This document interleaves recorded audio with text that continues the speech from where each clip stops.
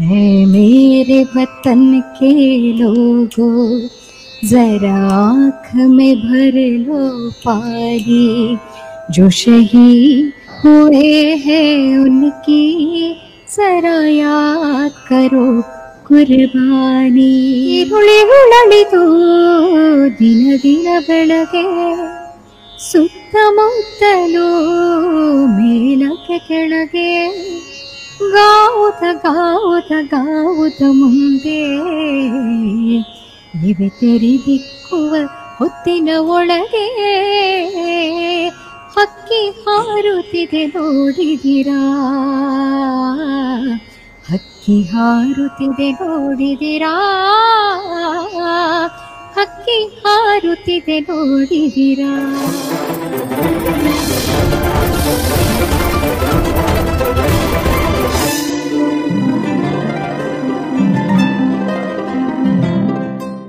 ಆತ್ಮೀಯ ವೀಕ್ಷಕರಿಗೆ ಕಲಾಂತರಂಗ ಕಾರ್ಯಕ್ರಮಕ್ಕೆ ಸ್ವಾಗತ.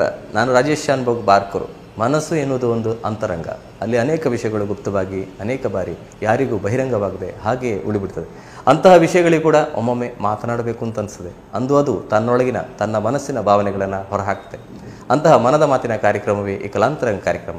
ಇಂದು ನಮ್ಮೊಂದಿಗಿದ್ದಾರೆ ನಮ್ಮ ನಾಡಿನ ಜನಪ್ರಿಯ ಗಾಯಕಿ, ಭಕ್ತಿ ಸಂಗೀತ ಗಾಯಕಿ, ಶಾಸ್ತ್ರೀಯ ಸಂಗೀತ ಗಾಯಕಿ, ಸಂಗೀತ ಸಂಯೋಜಕಿ ಹಾಗೂ ಹಲವಾರು ದೊಡ್ಡ ದೊಡ್ಡ ವೇದಿಕೆಗಳಲ್ಲಿ ತಮ್ಮ ಕಾರ್ಯಕ್ರಮ ನೀಡಿದವರು. ದೇಶ ವಿದೇಶಗಳಲ್ಲಿ ಹಲವಾರು ಕಾರ್ಯಕ್ರಮ ನೀಡಿ ಬಹಳಷ್ಟು ಹೆಸರನ್ನು ಗಳಿಸಿದಂಥವರು ಅವರೇ ನಂದಿನಿ ರಾವ್ ಅವರು. ಅವ್ರನ್ನ ಪ್ರೀತಿಯಿಂದ ಗೌರವದಿಂದ ಕಲಾಂತರಂಗ ಕಾರ್ಯಕ್ರಮ ಬರಮಾಡಿಕೊಳ್ಳೋಣ.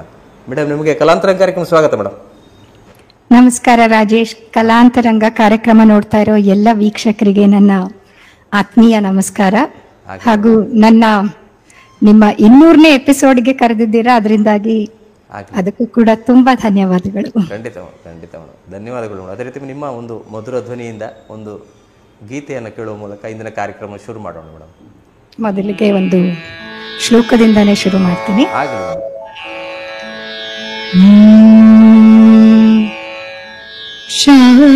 ಶಾಂತಾಕಾರಂ ಭುಜಗಶಯನಂ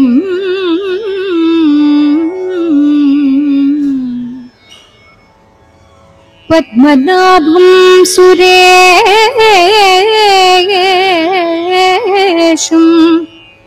ವಿಶ್ವಾಧಾರಂ ಆಧಾರಂ ವಿಶ್ವಾಧಾರಂ ಗಗನಸದೃಶಂ ಮೇಘವರ್ಣಂ ಶುಭಾಂಗಂ ಲಕ್ಷ್ಮೀಕಾಂತಂ ಲಕ್ಷ್ಮೀಕಾಂತಂ ಕಮಲನಯನಂ ಯೋಗಿಭಿರ್ಧ್ಯಾನಗಮ್ಯಂ ವಂದೇ ವಿಷ್ಣುಂ ಭವಭಯಹರಂ ಸರ್ವಲೋಕೈಕನಾಥಂ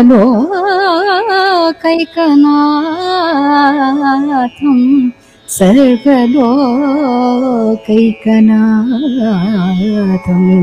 ಸರ್ವಲೋಕೈಕನಾಥಂ.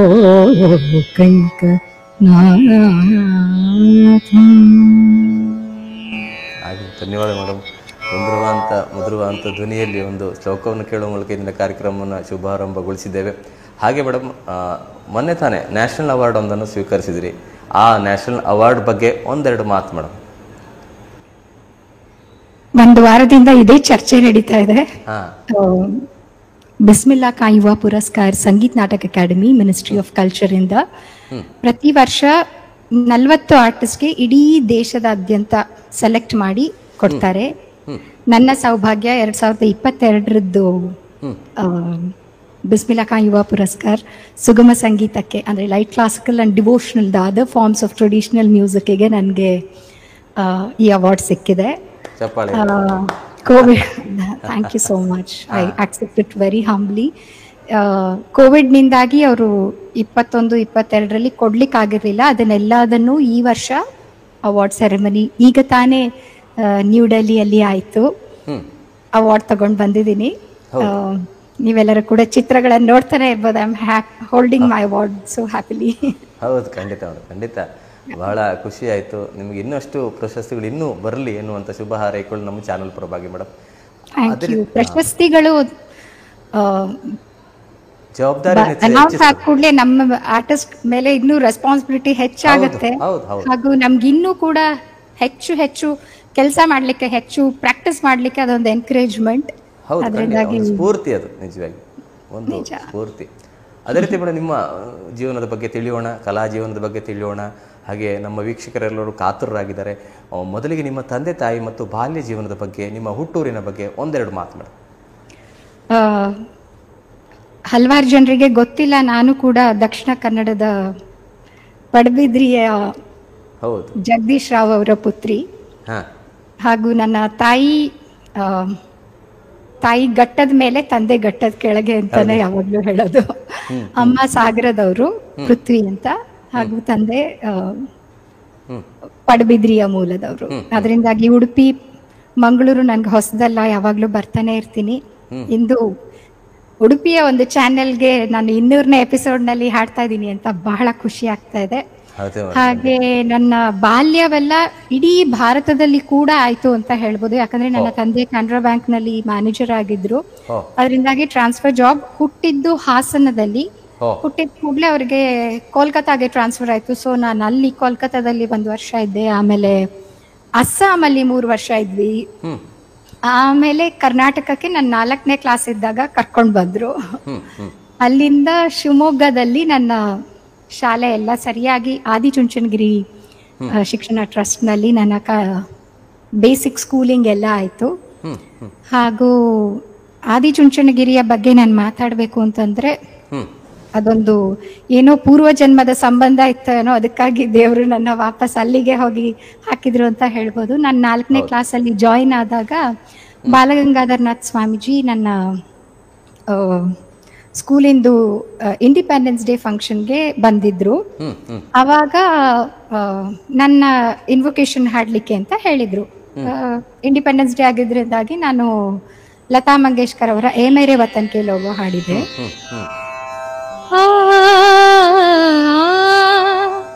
ऐ मेरे वतन के लोगों,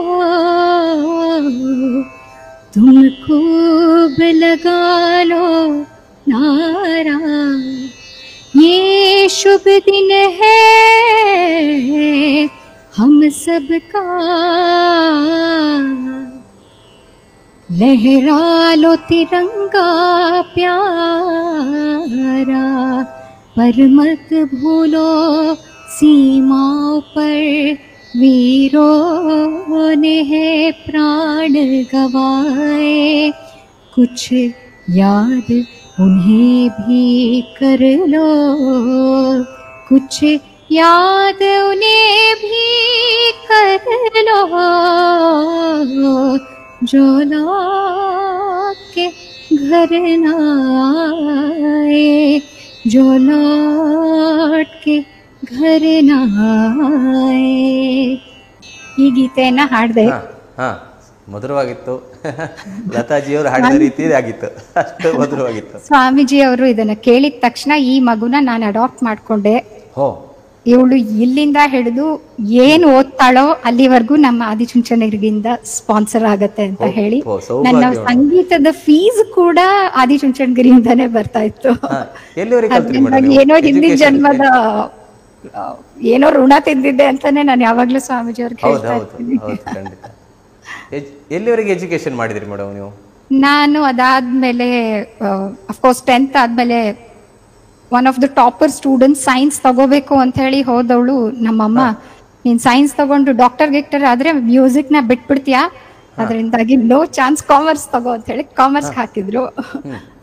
ಅದಾದ್ಮೇಲೆ BBA ಮಾಡಿ MBA ಮಾಡಿದೆ, ಜೊತೆಗೆ ಮದ್ರಾಸ್ ಯೂನಿವರ್ಸಿಟಿಯಲ್ಲಿ MA ಇನ್ ಮ್ಯೂಸಿಕ್ ಕೂಡ ಮಾಡಿದೆ. ಹಾಗೆ ಅಂತೂ ಮೆಡಿಕಲ್ ಮಾಡಿ ಡಾಕ್ಟರ್ ಆಗ್ಲಿಕ್ಕೆ ಆಗಿಲ್ಲ. ಸೊ PhD ತಯಾರಿಯನ್ನ ಮಾಡ್ತಾ ಇದ್ದೀನಿ, ಅದ್ರಲ್ಲಾದ್ರೂ ಡಾಕ್ಟರೇಟ್ ಬರ್ಲಿ ಆದಷ್ಟು ಬೇಗ ಬರ್ಲಿ. ಅದೇ ರೀತಿ ಮೇಡಮ್, ನಿಮ್ಮ 6ನೇ ವಯಸ್ಸಲ್ಲಿ ನೀವು ಮೊದಲ ಬಾರಿ ವೇದಿಕೆಯೇರಿ ಹಾಡ್ತೀರಿ. ನೀವು ಅದೇ ಒಂದು 6ನೇ ವಯಸ್ಸಲ್ಲಿ ನೀವು ಹಾಡ್ತೀರಿ, ಅದ್ರ ಬಗ್ಗೆ ಒಂದೆರಡು ಮಾತಾಡಿ.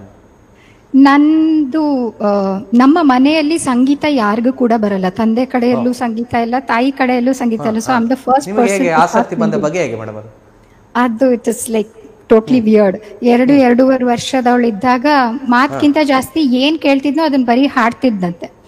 ಅದನ್ನ ಕೇಳಿ ಅಪ್ಪ ಅಮ್ಮ ಅಫ್ಕೋರ್ಸ್ ಯಾವ ಅಪ್ಪ ಅಮ್ಮ ಆದ್ರೂ ಮಕ್ಳು ಏನ್ ಹಾಡಿದ್ರು ಕೂಡ ಚಂದ ಅಂತಾರಲ್ಲ ಹಾಗೆ, ಬಟ್ ನಂದೆಲ್ಲ ಶ್ರುತಿಬದ್ಧವಾಗಿ ತಾಳಬದ್ಧವಾಗಿ ಇರ್ತಿತ್ತು.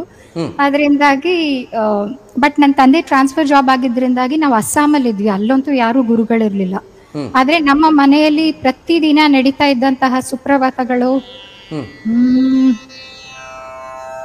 ಯಶೋಮತಿ ಮೈಯಾ ಸೇ ಬೋಲೆ ನಂದ ಲಾಲಾ ರಾಧಾ ಕ್ಯೂ ಗೋರಿ ಮೈ ಕ್ಯೂ ಕಾಲಾ ಯಶೋದಾ ಕನಂದ ಲಾಲಾ. ಈ ತರದ್ದು ಹಲವಾರು ಲತಾ ಮಂಗೇಶ್ಕರ್, ಮುಖೇಶ್, ಮೊಹಮ್ಮದ್ ರಫಿ ಅವ್ರದೆಲ್ಲ ಪ್ರತಿದಿನ ಬೆಳಗಿನ ಜಾವ ನಮ್ಮ ಮನೆಯಲ್ಲಿ ಈವನ್ ಎಸ್ ಜಾನಕಿ ಅವ್ರದ್ದು, ಸುಶೀಲಮ್ಮ ಅವ್ರದ್ದೆಲ್ಲ ಹಾಡುಗಳನ್ನ ಹಾಕ್ತಿದ್ರು. ಅದನ್ನೆಲ್ಲ ಕೇಳಿ ಕೇಳಿ ನನ್ನ ಮಾನಸ ಗುರು ಲತಾ ಮಂಗೇಶ್ಕರ್ ಅಂತಾನೆ ನಾನು ಎಲ್ಲರಿಗೂ ಹೇಳ್ತೀನಿ. ಅದರಿಂದಾಗಿ ಆ ಹಾಡುಗಳನ್ನೇ ಕೇಳ್ಕೊಂಡು ಕಲ್ತ್ಕೊಂಡು 6 ವರ್ಷದವಳು ಇದ್ದಾಗ್ಲೇ ಎಲ್ಲಾ ಸ್ಟೇಜಲ್ಲೂ ಹೋಗಿ ಹಾಡ್ತಿದ್ದೆ, ಏನೇನ್ ಹಾಡು ಗೊತ್ತೋ ಎಲ್ಲ. ಆಮೇಲೆ ಪ್ರಾಪರ್ ಟ್ರೈನಿಂಗ್ ನನಗೆ 6-6.5 ವರ್ಷ ಇದ್ದಾಗ ಶುರುವಾಗಿದ್ದು ಶಿವಮೊಗ್ಗದಲ್ಲಿ ಪ್ರಸನ್ನ ವೆಂಕಟೇಶ್ ಅವ್ರ ಹತ್ರ. ಅವಾಗ ಶುರು ಮಾಡಿದ್ದಂತಹ ಕಲಿಕೆ 11ನೇ ವರ್ಷಕ್ಕೆ ನಾನು ಪ್ರಾಪರ್ ಸಂಗೀತ ಕಚೇರಿ ಎಲ್ಲ ಮನೋಧರ್ಮದ ಆಸ್ಪೆಕ್ಟ್, ರಾಗ, ತಾನ, ಪಲ್ಲವಿ ಹಾಗೂ ಅಂಥದ್ದು ಎಲ್ಲ ಎಲಿಮೆಂಟ್ಸ್ನು ಹಾಡುವಂತಹ ಒಂದು ಪ್ರಾಪರ್ ಅರಂಗೇಟ್ರಂ ಕಚೇರಿ ನಂದು 11ನೇ ವಯಸ್ಸಿಗೆ ಆಯ್ತು. ಎಲ್ಲಿ ನಡೀತು ಮೇಡಮ್? ಅದು ಶಿವಮೊಗ್ಗದ ಕುವೆಂಪು ರಂಗಮಂದಿರದಲ್ಲಿ ಯಾ ಜಾಮ್ ಪ್ಯಾಕ್ಡ್ ಆಡಿಯನ್ಸ್ ಮುಂದೆ ನನ್ನ ಫಸ್ಟ್ ಕಚೇರಿ ಪ್ರಾಪರ್ ಕ್ಲಾಸಿಕಲ್ ಕಚೇರಿ ಆಗಿತ್ತು. ಆದ್ರೆ ಅದ್ರ ಒಳಗೆ ನಾನು ಸ್ಟೇಜ್ಗೆ ಹೊಸಬ್ಳಲ್ಲ. ಪ್ರತಿ ಇವೆಂಟ್ ಏನೇ ಶಿವಮೊಗ್ಗದಲ್ಲಿ, ಸಾಗರದಲ್ಲಿ, ಬೆಂಗಳೂರಲ್ಲಿ ಏನೇ ಇವೆಂಟ್ಸ್ ಇದ್ರು ಕೂಡ ಪೊಲಿಟಿಕಲ್ ಇವೆಂಟ್ಸ್ ಎಸ್ಪೆಷಲಿ ಎಲ್ಲಾದ್ರಲ್ಲೂ ನಂದೇ ಕಾರ್ಯಕ್ರಮ, ನಂದೇ ಹಾಡುಗಳು. ಆದ್ರೆ ಒಂದು ಗುರುಗಳ ಆಶೀರ್ವಾದದಿಂದ ಸ್ಟೇಜ್ ಹತ್ತಿ ಒಂದು ಪ್ರಾಪರ್ ಕಚೇರಿ ಅಂತ ಮಾಡ್ತೀವಲ್ಲ, ಅದು ನಂದು 11ನೇ ವಯಸ್ಸಿನಲ್ಲಿ ಮಾಡಿಸಿದ್ರು. ಅದು ನನ್ನ ಮರೆಯಕ್ಕಾಗದೇ ಇರುವಂತಹ ಕ್ಷಣಗಳು. ಮೇನ್ ಕೃತಿ ಹಾಡಿದ್ದು ತ್ಯಾಗರಾಜರ ಸಾಮಜವರ ಗಮನ ಹಾಡಿದ್ದೆ ಅಂತ ನೆನಪಿದೆ ನನಗೆ.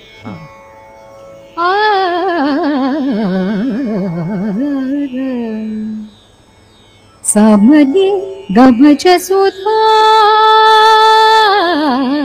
ಸಮಲಿ ಗಮಜ ಸುಧಾಮಯ ಗಾನ ವಿಚಕ್ಷಣ ಗುಣಶೀಲ ದಯಾಲವಾಲ ಮಾಪಾಲಯ ಸಾಮಜವರ ಗಮನ ಸಾಧುಹೃತ್ ಸಾರಸಾಬ್ಜ ಪಾಲಕಲಾತೀತ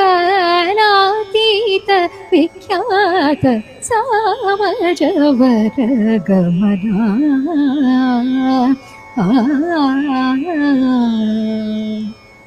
ವೇದಶಿರೋ ಮಾತೃಜ ಸಪ್ತಸ್ವರನಾದ ಜಲದೀಪ ಸ್ವೀಕೃತ ಯಾದವ ಕುಲಮುರಳಿ ಗಾನ ವಿನೋದ ಮೋಹನಕರ ತ್ಯಾಗರಾಜ ವಂದನೀಯ ಸಾಮಜವರ ಗಮನ ಸಾಧುಹೃತ್ ಸಾರಸಾಬ್ಜ ಪಾಲಕಲಾತೀತ ವಿಖ್ಯಾತ ಸಾಮಜವರ ಗಮನ.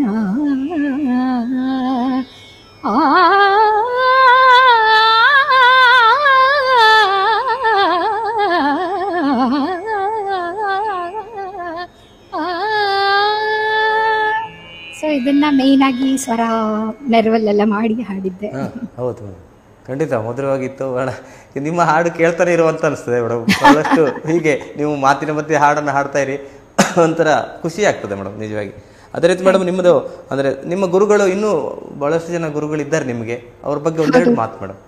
ಮೊದಲು ಪ್ರಸನ್ನ ವೆಂಕಟೇಶ್ ಅವ್ರ ಹತ್ರ ಪಾಠ ಶುರುವಾಯಿತು. ಆಮೇಲೆ ನಂತರ ಭದ್ರಾವತಿಯ BR ಶ್ರೀಧರ್ ಅವ್ರ ಹತ್ರ ತಾಳದ ಆಸ್ಪೆಕ್ಟ್ಸ್ ಎಲ್ಲ ಕೂಡ, ಅವರು ಮೃದಂಗಿಸ್ಟ್ ಕೂಡ, ಅದರಿಂದಾಗಿ ತಾಳದ ಆಸ್ಪೆಕ್ಟ್ಸ್ನೆಲ್ಲ ಅವ್ರ ಹತ್ರ ಕಲಿತೆ. ಅದಾದ್ಮೇಲೆ ನೀವು ಚಿತ್ರದಲ್ಲೂ ನೋಡ್ತಾ ಇದ್ದೀರಾ, ನನ್ನ 2ನೇ ತಾಯಿ ಅಂತಾನೂ ಹೇಳ್ತೀನಿ, ಹಾಗೂ ನನ್ನ ಗುರುಗಳಾದ ಮೈಸೂರು ನಾಗಮಣಿ ಶ್ರೀನಾಥ್ ಅವ್ರ ಹತ್ರ ನನ್ನ ಕಲಿಕೆ ಇನ್ನೂ ಕೂಡ ನಡೆದಿದೆ. ಆಮೇಲೆ ಚೆನ್ನೈನಲ್ಲಿ 1-2 ವರ್ಷ ಇದ್ದಾಗ ನಾನು ರಂಜಿನಿ ಗಾಯತ್ರಿ, ವಿದುಷಿ ರಂಜಿನಿ ಹಾಗೂ ಗಾಯತ್ರಿ ಅಕ್ಕ ತಂಗಿ ಎಲ್ಲರಿಗೂ ಕೂಡ ಗೊತ್ತೇ ಇದೆ, the most famous Carnatic duo, ಅವ್ರ ಹತ್ರ ಕೂಡ ಟ್ರೈನಿಂಗ್ ತಗೊಂಡಿದ್ದೀನಿ. ಈಗಲೂ ಕೂಡ ಕಲಿತಾನೆ ಇರ್ತೀನಿ. ಹಿಂದೂಸ್ತಾನಿ ಸಂಗೀತ ತುಂಬಾ ಕೇಳ್ತೀನಿ. ವೆಸ್ಟ್ ಬೆಂಗಾಲ್ ಅಲ್ಲಿ ಪೃಥ್ವಿದೀಪ್ ಭಟ್ಟಾಚಾರ್ಯ ಅಂತ ಅವ್ರ ಹತ್ರ ರವೀಂದ್ರ ಸಂಗೀತ್ ಹಾಗೂ ಬೆಂಗಾಲಿ ಕೀರ್ತನ್ ಕಲಿತಾ ಇದ್ದೀನಿ. ಆಮೇಲೆ ರಾಗಿ ಬಿರಾಜ್ದಾರ್ ಸಿಂಗ್ ಅಂತ ಹೇಳಿ ಅವ್ರ ಹತ್ರ ಗುರುಬಾನಿ ಕಲಿತಾ ಇದ್ದೀನಿ. ಆಮೇಲೆ ಮರಾಠಿ ಅಭಂಗ್ ಹಾಗೂ ಮಹಾರಾಷ್ಟ್ರದಲ್ಲಿ ಇರೋದಕ್ಕಾಗಿ ಇಲ್ಲಿ ಮರಾಠಿ ಅಭಂಗಗಳನ್ನ ಕಲಿತಾ ಇದ್ದೀನಿ. ಈಗ ವೀಣೆ ಕಲಿತಾ ಇದ್ದೀನಿ, ವಯಲಿನ್ ಕಲಿತಾ ಇದ್ದೀನಿ ಹಾಗೂ ವೆಸ್ಟರ್ನ್ ಪಿಯಾನೋ. ನನ್ನ ಒಂದು personal message to all the students, ಹಾಗೂ ಸ್ಟೂಡೆಂಟ್ಸ್ ಅಂತಲ್ಲ, ಯಾರೇ ಒಬ್ರು ಒಂದು ಆರ್ಟ್ ಫಾರ್ಮ್ ನ ಅಂತ ಚೂಸ್ ಮಾಡಿದ ಕೂಡಲೇ ಅದು ಕಲ್ತಾಯ್ತು ಮುಗ್ದೋಯ್ತು ಅಂತ ಯಾವತ್ತೂ ಆಗೋದಿಲ್ಲ. ನಿರಂತರವಾಗಿ ಎಷ್ಟು ಕಲಿತಿರೋ ಇನ್ನೂ ಕಲೀಲಿಕ್ಕೆ ಅಷ್ಟೇ ಇರುತ್ತೆ. ಯಾಕಂದ್ರೆ ನಮ್ಗೆಲ್ಲರಿಗೂ ಎಲ್ಲರೂ ಹೇಳ್ತಾರೆ ಕಲೆ ಅನ್ನೋದು ಸಾಗರ ಇದ್ದಾಗೆ, ನೀವು ಅದು ಎಷ್ಟು ಮಾಡಿದ್ರು ಕೂಡ you have just taken like a bowl of water from the ocean, ಆ ತರನೇ ಇದು. ಅದರಿಂದಾಗಿ ಎಷ್ಟು ಈ ಜನ್ಮದಲ್ಲಿ ಕಲಿಯಕ್ಕೆ ಸಾಧ್ಯನೋ ಅದೆಲ್ಲದೂ ಕೂಡ ಕಲಿತಾ ಇದ್ದೇನೆ. ಖಂಡಿತ ಖಂಡಿತ ಮೇಡಮ್. ಮತ್ತೆ ನಿಮ್ದೊಂದು ಅಂದ್ರೆ ನೀವು 12 ಭಾಷೆಗಳಲ್ಲಿ ನೀವು ಕಚೇರಿಗಳನ್ನು ಇಡ್ತೀರಿ, ಗಾಯನವನ್ನು ಮಾಡ್ತೀರಿ. ಅದು ನಿಮಗೆ ಹೇಗೆ ಅಂದ್ರೆ ನೀವು ತಂದೆಯವರು ಕೆನರಾ ಬ್ಯಾಂಕಲ್ಲಿದ್ದ ಕಾರಣ ಅದು ಪ್ಲಸ್ ಆಯ್ತಲ್ಲ ಮೇಡಮ್ ನಿಮಗೆಲ್ಲ? ಅಬ್ಸಲ್ಯೂಟ್ಲಿ. ನಾನು ಚಿಕ್ಕವಳಿದ್ದಾಗಲೇ ಹಿಂದಿ, ಗುಜರಾತಿ, ಆಮೇಲೆ ಅಸ್ಸಾಮೀಸ್, ಬೆಂಗಾಲಿ ಎಲ್ಲ ಕೂಡ ಮಾತು ಕೇಳಿ ಕೇಳಿ ಬೆಳೆದವಳು. ಹಾಗೂ ನನ್ನ ಅಪ್ಪ ಅಮ್ಮ ತಮಿಳ್ನಾಡಲ್ಲಿ ಕೂಡ ಇದ್ರು. ಸೊ ಕನ್ನಡ, ತಮಿಳ್, ಅಪ್ಪ ತುಳು ಮಾತಾಡ್ತಿದ್ರು, ಅಮ್ಮ ಸಾಗರದ ಹವ್ಯಕ ಭಾಷೆ. ಹಾಗೆ ಹಿಂದಿ ಮುಂಚೆನೆ ಬಂತು, ಸಂಸ್ಕೃತ ಸ್ಕೂಲಲ್ಲಿತ್ತು. ಕರ್ನಾಟಕ ಸಂಗೀತ ಹಾಡೋರ್ಗೆ ತಮಿಳು, ಮಲಯಾಳಂ, ಸಂಸ್ಕೃತ, ಕನ್ನಡ 4 ತಾನಾಗೆ ಬಂದ್ಬಿಡತ್ತೆ. ಅದ್ರ ಜೊತೆಗೆ ನಾನೀಗ ಮದ್ವೆ ಆಗಿರೋದು ಗುಜರಾತಿನ, ಅದರಿಂದಾಗಿ ಗುಜರಾತಿ ಇರೋದು ಮಹಾರಾಷ್ಟ್ರ, ಮರಾಠಿ. ಹಾಗೆ ಮುಂಚೆಯಿಂದನೂ ಗುರುದ್ವಾರದಲ್ಲಿ ಒಂದು ಕಡಾ ಪ್ರಸಾದ್ ಅಂತ ಹೇಳಿ ಪ್ರಸಾದ ಕೊಡ್ತಾರೆ, ಗೋಧಿ ಹಿಟ್ಟಿನ ಹಲ್ವಾ. ಅದ್ ಬಹಳ ಇಷ್ಟ. ಅದ್ ತಿನ್ನಕ್ಕಾಗಿ ಯಾವಾಗ್ಲೂ ಹೋಗ್ತಿದ್ದೆ. ಜೊತೆಗೆ ಅಲ್ಲಿ ಸಂಗೀತ ಕೇಳಿ ಕೇಳಿ ಕೇಳಿ ಪಂಜಾಬಿ ಕೂಡ ಬರ್ಲಿಕ್ಕೆ ಶುರು ಆಯ್ತು. ಈಗ ಬೆಂಗಾಲಿ ಎಲ್ಲ ಕಲಿತಾ ಇದ್ದೀನಿ. ಹಾಗಾಗಿ 12 ಭಾಷೆ, ಯಾವ್ದು ಭಾಷೆ ಬೇರೆ ಅನ್ಸೋದಿಲ್ಲ, ಎಲ್ಲ ಒಂದೇ ನನ್ಗೆ. ಎಲ್ಲ ಒಂದೇ, ನಮ್ಮ ದೇಶದ ಭಾಷೆಗಳೆಲ್ಲ ನಿಜ. ಅದೇ ರೀತಿ ಮೇಡಮ್, BBC ರೇಡಿಯೋ ಅವರು ಒಂದು ಸಂದರ್ಶನ ಮಾಡ್ತಾರೆ, ಅದರ ಬಗ್ಗೆ ಒಂದೆರಡು ಮಾತು ಮೇಡಮ್. ಇದು ಹೆಮ್ಮೆಯಿಂದ ಹೇಳ್ಕೋಬೇಕು. ಯಾಕಂದ್ರೆ BBC ರೇಡಿಯೋ ಇಂದ ಮೊದಲನೆಯ ಕ್ಲಾಸಿಕಲ್ ಸಿಂಗರ್ ಇಂಟರ್ವ್ಯೂ ಕರ್ನಾಟಕದಿಂದ ಆದವಳು ನಾನೇ. ಲಂಡನ್ಗೆ ಕನ್ನಡಿಗರು UK ಅನ್ನುವ ಒಂದು ಸಂಸ್ಥೆ ಕನ್ನಡಿಗರದ್ದು, ಅಲ್ಲಿ ನನ್ನ ಕಾರ್ಯಕ್ರಮ ಇತ್ತು, ಯುಗಾದಿಯ ಒಂದು ವಿಶೇಷ ಕಾರ್ಯಕ್ರಮ. ಆಗ ಹೋದಾಗ BBC ಅವ್ರಿಗೆ ಅದು ನ್ಯೂಸ್ ಗೊತ್ತಾಗಿ ಅವರು ನನ್ನ BBC ರೇಡಿಯೋ ಏಷ್ಯನ್ ನೆಟ್ವರ್ಕ್ ಅಲ್ಲಿಗೆ ಇಂಟರ್ವ್ಯೂಗೆ ಕರೆದು, it was a prime 20 minutes slot ನಲ್ಲಿ ನನ್ನ ಇಂಟರ್ವ್ಯೂ ಆಗಿ it was a wonderful experience. ಆಮೇಲೆ ಅದಾದ್ಮೇಲೆ ಹಲವಾರು ಎಲ್ಲ ಯುರೋಪ್ನ ಎಲ್ಲ ಭಾಗಗಳಲ್ಲೂ ಹಾಡಿದ್ದೇನೆ. ಅಮೆರಿಕದಲ್ಲಿ ಹಿಂದಿನ ವರ್ಷ ಇನ್ನು 12 ಸಿಟಿ ಟೂರ್ ಆಯ್ತು ನಂದು. 12 ಬೇರೆ ಬೇರೆ ಈಸ್ಟ್ ಕೋಸ್ಟ್ ಇಂದ ವೆಸ್ಟ್ ಕೋಸ್ಟ್ ವರ್ಗು ಎಲ್ಲ ಕಡೆ ಕಾರ್ಯಕ್ರಮಗಳಾಯ್ತು. ಆಮೇಲೆ ಅದಾದ್ಮೇಲೆ ಆಸ್ಟ್ರೇಲಿಯಾ ಹೋಗಿ ಬಂದೆ. ರಾಘವೇಂದ್ರ ಸ್ವಾಮಿ ಆರಾಧನೆಯಲ್ಲಿ 3 ದಿನ, ಒಂದಿನ ಅಡ್ಲೈಡ್, ಒಂದಿನ ಮೆಲ್ಬೋರ್ನ್, ಒಂದಿನ ಸಿಡ್ನಿ. ಅದಾದ ಕೂಡಲೇ ಮಿಡ್ಲ್ ಈಸ್ಟ್ ಅಲ್ಲಿ ದುಬೈ ಹಾಗೂ ಮಸ್ಕಟ್, ಒಮಾನ್ ನಲ್ಲಿ ಈಗ ತಾನೇ ಗಣಪತಿ ಹಬ್ಬ ಆದ ಕೂಡಲೇ ಹೋಗಿ ಬಂದೆ. ಸೊ ದೇಶ ಸಂಚಾರ ಮಾಡ್ತಾ ನಮ್ಮ ಭಾರತೀಯ ಸಂಗೀತವನ್ನ ಎಲ್ಲ ಕಡೆ ಹರಡ್ತಾ ಇದ್ದೇನೆ. ಅದೊಂದು ದೊಡ್ಡ ಒಂದು ಖುಷಿಯ ವಿಷಯ. ಯಾಕಂದ್ರೆ ನಮ್ಮ ಸಂಗೀತವನ್ನು ಎಲ್ಲರೂ ಕೇಳಲಿ ಅಲ್ಲ ಮೇಡಮ್, ಎಲ್ಲ ಕಡೆ ಕೇಳಿ. ಹೌದು, ಅಂದ್ರೆ ನೀವು ಅಂತಾರಾಷ್ಟ್ರೀಯ ಮಟ್ಟದ ಕಲಾವಿದೆ. ಮೇನ್ ಆಕ್ಸೆಸ್ ಇರೋದೇ ಇಂಟರ್ನೆಟ್ ನಿಂದಾಗಿ. ಆದ್ರೆ ಅಮೆರಿಕದಲ್ಲಿ ತುಂಬಾ ಜನ ಅಲ್ಲಿಯ ಲೋಕಲ್ ಮ್ಯೂಸಿಷಿಯನ್ಸ್ ಕೂಡ ಇದ್ದಾರೆ. ಆದ್ರೆ ಬೇರೆ ಬೇರೆ ದೇಶಗಳಿಗೆ ಹೋದಾಗ ಅವರಿಗೆ ಲೈವ್ ಕಾನ್ಸರ್ಟ್ಸ್ ಕೇಳುವಂತಹ ಆಪರ್ಚುನಿಟೀಸ್ ತುಂಬಾನೇ ಕಡಿಮೆ ಇರುತ್ತೆ. ಅದರಿಂದಾಗಿ ಲೈವ್ ಕಾನ್ಸರ್ಟ್ ಅಂದ ಕೂಡಲೇ ಹೇಗೆ ನಮ್ಮ ಇಂಡಿಯಾದಲ್ಲಿ 100 ಜನರು ಇದಾರಾ, 200 ಜನ ಇದಾರ ಅಂತ ಹೇಳಿ ಬೆರಳೆಣಿಕೆಯಲ್ಲಿ ಶಾಸ್ತ್ರೀಯ ಕಚೇರಿಗಳಲ್ಲಿ ನಾವ್ ನೋಡ್ತೀವಿ. ಆದ್ರೆ ಅಲ್ಲಿ housefull theatres are like over crowded. ಹಾಗೆ ಕಾರ್ಯಕ್ರಮಗಳು ಅಷ್ಟು ಭಕ್ತಿಯಿಂದ ಕೇಳ್ತಾರೆ. ಹೌದು, ಅದೇ ರೀತಿ ಮೇಡಮ್, ನೀವು ದೇವಾಲಯಗಳಲ್ಲಿ, ಭಾರತದ ಹಲವಾರು ದೇವಾಲಯಗಳಲ್ಲಿ ನೀವು ಹಾಡನ್ನು ಹಾಡ್ತೀರಿ ಬಹಳಷ್ಟು ವರ್ಷಗಳಿಂದ. ಅದರ ಬಗ್ಗೆ ಒಂದೆರಡು ಮಾತು ಮೇಡಮ್. ರಾಜೇಶ್, ನಾನು MBA ಮಾಡ್ಬೇಕಾದ್ರೆ 2006ರಿಂದನೇ ಮೀಡಿಯಾದಲ್ಲಿ ಕೆಲಸ ಮಾಡ್ಲಿಕ್ಕೆ ಶುರು ಮಾಡಿದ್ದೆ. ನಾನು ಜಿ ಕನ್ನಡದಲ್ಲಿದ್ದೆ. ಅಲ್ಲಿ ಫಸ್ಟ್ ಒಂದು ಕಾವ್ಯಧಾರೆ ಅಂತ ಹೇಳಿ ಒಂದು ಮ್ಯೂಸಿಕಲ್ ಶೋ ಹೋಸ್ಟ್ ಮಾಡ್ಲಿಕ್ಕೆ ಶುರು ಮಾಡಿದೆ. ಅಲ್ಲಿ ಶುರುವಾಗಿದ್ದಂಥದ್ದು ಎಲ್ಲಾ ರೀತಿಯ ಆಧ್ಯಾತ್ಮ ಕಾರ್ಯಕ್ರಮಗಳನ್ನು ಮಾಡ್ಲಿಕ್ಕೆ ಶುರು ಮಾಡಿದೆ. ಟೆಂಪಲ್ಸ್, ದೇವಾಲಯ ದರ್ಶನ, ಹಾಗೆ ಬೆಳಗಿನ ಜಾವ ಜ್ಯೋತಿಷ್ಯ, ಆಯುರ್ವೇದ, ವಾಸ್ತು ಎಲ್ಲ ಕಾರ್ಯಕ್ರಮಗಳನ್ನು ಕೂಡ ಬೆಳಗಿನ ಜಾವ ಹೋಸ್ಟ್ ಮಾಡಿ ಆಮೇಲೆ MBA ಕಾಲೇಜ್ಗೆ ಓದ್ಲಿಕ್ಕೆ ಹೋಗ್ತಿದ್ದೆ. ಸೊ ಆಗ ಶುರುವಾಗಿದ್ದಂತಹ ಒಂದು ಮೀಡಿಯಾ ಎಕ್ಸ್ಪೀರಿಯನ್ಸ್ ನನ್ಗೆ ಆಮೇಲೆ ನನ್ನ ಮದುವೆ ಆಗಿ ನಾ ಮಹಾರಾಷ್ಟ್ರಕ್ಕೆ ಬಂದ್ಮೇಲೂ ಕೂಡ I did my own production house. ಅದರಿಂದ ಟೆಂಪಲ್ಸ್ ಆಫ್ ಇಂಡಿಯಾ ಅಂತ ಹೇಳಿ ಇಂಡಿಯಾದ ಎಲ್ಲ ಮೇಜರ್ ಟೆಂಪಲ್ಸ್ ನಾನು ಕವರ್ ಮಾಡ್ತಾ ಇದ್ದೆ. ಯಾವ್ದಕ್ಕೆಲ್ಲ ಹೋಗ್ತಿದ್ರಿ ಮೇಡಮ್? ಅಂದ್ರೆ ಮೇಜರ್ ಆಗಿ ಕಾಶ್ಮೀರದ ವೈಷ್ಣೋದೇವಿ ಹಾಗೂ ಕನ್ಯಾಕುಮಾರ ಮೇಲಿಂದ ಕೆಳಗೆ ಅದೆರಡು ಬಿಟ್ಟು ಬೇರೆ ಆಲ್ಮೋಸ್ಟ್ ಎಲ್ಲ ಆಗಿದೆ. ಹೌದು. ಅಂದ್ರೆ ಟೆಂಪಲ್ ನ ವಿಷಯವನ್ನು ಕೂಡ ಹೇಳ್ತಾ ಅಲ್ಲಿಯ ದೇವಿಯ ಬಗ್ಗೆ, ಅಲ್ಲಿಯ ದೇವರ ಬಗ್ಗೆ ಹಾಡುವಂತಹ ಒಂದು ಕಾರ್ಯಕ್ರಮವನ್ನ ಮಾಡ್ತಾ ಇದ್ದೆ. So Uttar Pradesh complete cover ಆಯ್ತು, ಮಹಾರಾಷ್ಟ್ರ ಆಯ್ತು, ಕರ್ನಾಟಕದಲ್ಲೂ ಹಲವಾರು ಮಾಡಿದ್ದೇನೆ. ಹೀಗೆ ಟೆಂಪಲ್ಸ್ ಆಲ್ಮೋಸ್ಟ್ ಎಲ್ಲದನ್ನು ಕವರ್ ಮಾಡಿದೆ. ಇನ್ನೊಂದಷ್ಟು ಪ್ರದೇಶಗಳು ಉಳಿದಿದೆ, ಅದು ಯಾವಾಗ ದೇವ್ರು ಕರ್ಸ್ಕೋತಾರೋ ಖಂಡಿತ ಮಾಡ್ತೀನಿ. ಖಂಡಿತ ಮೇಡಮ್. ಅದೇ ರೀತಿ ನೀವು ಮಾಡಿದ ಸರಣಿ ಕಾರ್ಯಕ್ರಮಗಳು, ಅದರ ಬಗ್ಗೆ ನೀವು ಹೇಳಿದ್ರಿ ಈಗ ಸಂಕ್ಷಿಪ್ತ ಸ್ವಲ್ಪ ವಿವರವಾಗಿ ತಿಳಿಸಿ. ಸರಣಿ ಭಾರತದ ದೇವಾಲಯಗಳು, ಹರಿದಾಸ ಸಾಹಿತ್ಯ, ಇದರ ಬಗ್ಗೆ ಒಂದೆರಡು ಮೂರು ಸ್ವಲ್ಪ ಮಾತಾಡಿ. ಸೊ ಈ ತರ ಥಿಮ್ಯಾಟಿಕ್ ಕಾನ್ಸೆಪ್ಟ್ಸ್ ನಾನು ತುಂಬಾ ಮಾಡ್ತಾ ಇರ್ತೀನಿ. ಫೆಸ್ಟಿವಲ್ಸ್ ಆಫ್ ಇಂಡಿಯಾ ಅಂತ ಹೇಳಿ ಒಂದು ಕಾನ್ಸೆಪ್ಟ್ ಮಾಡಿದೆ. ಅದರೊಳಗೆ ಹೇಗೆ ನವರಾತ್ರಿ ಎಲ್ಲ ರಾಜ್ಯಗಳಲ್ಲಿ, ಮೇಜರ್ ರಾಜ್ಯಗಳಲ್ಲಿ, ಸೊ 9 ದಿನ 9 ಭಾಷೆಯ 9 ಸ್ಟೇಟ್ನ ಬಗ್ಗೆ ಮಾತಾಡ್ತಾ ಅಲ್ಲಿಯ ಒಂದು ಬೆಂಗಾಲಿ ದುರ್ಗಾ ಪೂಜೆ ಫೇಮಸ್ಸು, ಅಲ್ಲಿಗೆ ಒಂದು ಬೆಂಗಾಲಿ ಕೀರ್ತನ್ ಹಾಡಿದೆ ದೇವಿದು. ಆಮೇಲೆ ಮಹಾರಾಷ್ಟ್ರದಲ್ಲೂ ಕೂಡ ಸರಸ್ವತಿ ಪೂಜೆಯನ್ನ ಬಹಳ ಜೋರಾಗಿ ಮಾಡ್ತಾರೆ. ಆಗ ಒಂದು ಮರಾಠಿ ಗೀತೆಯನ್ನ ಹಾಡ್ತಾ ಇಲ್ಲಿ ಹೇಗೆ ಘಟ ಸ್ಥಾಪನೆ ಆಗತ್ತೆ, ಹಾಗೂ ಗುಜರಾತಿಗಳಲ್ಲಿ ಅಂತೂ ಕೇಳೋದೇ ಬೇಡ, ನವರಾತ್ರಿ ದಾಂಡಿಯಾ ಹಾಗೂ ಗರ್ಬಾ ಫೀವರ್ ಈಗ ಇಡೀ ಇಂಡಿಯಾದಲ್ಲೂ ಹಾಗೂ ಇಂಡಿಯಾದ ಹೊರಗೂ ಕೂಡ ಸ್ಪ್ರೆಡ್ ಆಗಿದೆ. ಸೊ ಅದೆಲ್ಲದ್ರ ಬಗ್ಗೆ ಮಾತಾಡ್ತಾ, ಆಂಧ್ರ ಪ್ರದೇಶನಲ್ಲಿ ಬತುಕಮ್ಮ ಫೆಸ್ಟಿವಲ್ ಅಂತ ಮಾಡ್ತಾರೆ, ಹೂವಿನಿಂದ ಸುಂದರವಾದಂತಹ ಡೆಕೋರೇಷನ್, ಗೊಂಬೆಗಳು. ಸೊ ಅದರಿಂದ ನಾನು ಕಲೀಲಿಕ್ಕೂ ತುಂಬಾ ಸಿಕ್ಕತ್ತೆ, ಹಾಗೂ ಜನರಿಗೂ ಕೂಡ ಇದ್ರ ಇನ್ಫಾರ್ಮೇಶನ್ ಸಿಕ್ಕತ್ತೆ, ಹಾಗೂ ಒಂದು ಹೊಸ ಭಾಷೆಯ ಪರಿಚಯ ಕೂಡ ಆಗತ್ತೆ ಅಂತ ಹೇಳಿ ಫೆಸ್ಟಿವಲ್ಸ್ ಆಫ್ ಇಂಡಿಯಾ ಅಂತ ಮಾಡಿದೆ. ಹಾಗೂ ಹರಿದಾಸ ಸಾಹಿತ್ಯದ್ದು ಪ್ರತಿ ಸರಿ ಒಂದು ಹೊಸ ದಾಸ ಸಾಹಿತ್ಯವನ್ನ ತಗೊಂಡ್ ಬರ್ತಾ ಇದ್ದೀನಿ. ಹಾಗೂ ಈಗ 2025ರಲ್ಲಿ ತುಂಬಾನೇ ಪ್ಲಾನ್ಸ್ ಇದೆ. ಒಂದು ಹೊಸ ಡಿವೋಷನಲ್ ಕಲರ್ಸ್ ಆಫ್ ಇಂಡಿಯಾ ಅಂತ ಹೇಳಿ ಮಲ್ಟಿಲಿಂಗ್ಯುವಲ್ ಪ್ಯಾನ್ ಇಂಡಿಯಾ ಡಿವೋಷನಲ್ ಎಕ್ಸ್ಪೀರಿಯನ್ಸ್ ಇರುವಂತಹ ಒಂದು ಹೊಸ ಪ್ರೊಡಕ್ಷನ್ ಬರ್ತಾ ಇದೆ. ಮಂಗಳೂರು, ಉಡುಪಿಗೂ ಕೂಡ ಖಂಡಿತವಾಗ್ಲೂ ಬಂದ್ ಹಾಡ್ತೀನಿ. ಕೃಷ್ಣನ ಮುಂದೆ ಮೊದಲು ಪ್ರೆಸೆಂಟ್ ಮಾಡ್ಬೇಕು ಅಂತ ಬಹಳ ಆಸೆ ಇದೆ. ನೋಡೋಣ ದೇವ್ರು ಯಾವಾಗ ಕರ್ಸ್ಕೊತಾನೋ ಅಂತ. ಖಂಡಿತ ಮೇಡಮ್, ನಿಮ್ಮ 2025ರ ಏನು ಪ್ರಾಜೆಕ್ಟ್ ಇದೆ ಅದು ಯಶಸ್ವಿ ಆಗಲಿ ಅನ್ನುವಂತ ಒಂದು ಶುಭ ಹಾರೈಕೆಗಳು ನಮ್ಮ ಚಾನೆಲ್ ಪರವಾಗಿ. ಹೊಸತನವನ್ನ ನೀಡ್ತಾ ಇದ್ರಿ, ದಾಸ ಸಾಹಿತ್ಯಕ್ಕೆ ಹೊಸ ಮೆರುಗನ್ನು ನೀಡ್ತಿದ್ರಿ. ಬಹಳಷ್ಟು ಖುಷಿ ಆಗ್ತದೆ ಮೇಡಮ್. ಕೆಲವೆಲ್ಲ ಹಾಡುಗಳು ಕೇಳಲಿಕ್ಕೆ ಒಂದು ದಾಸ ಸಾಹಿತ್ಯದ 1-2 ಸಾಲು ನಮಗಾಗಿ ಹಾಡಿ ಮೇಡಮ್. ಖಂಡಿತ.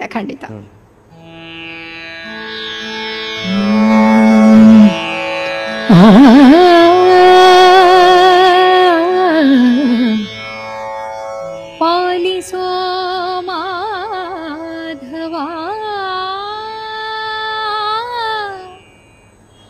ಕೇಶವ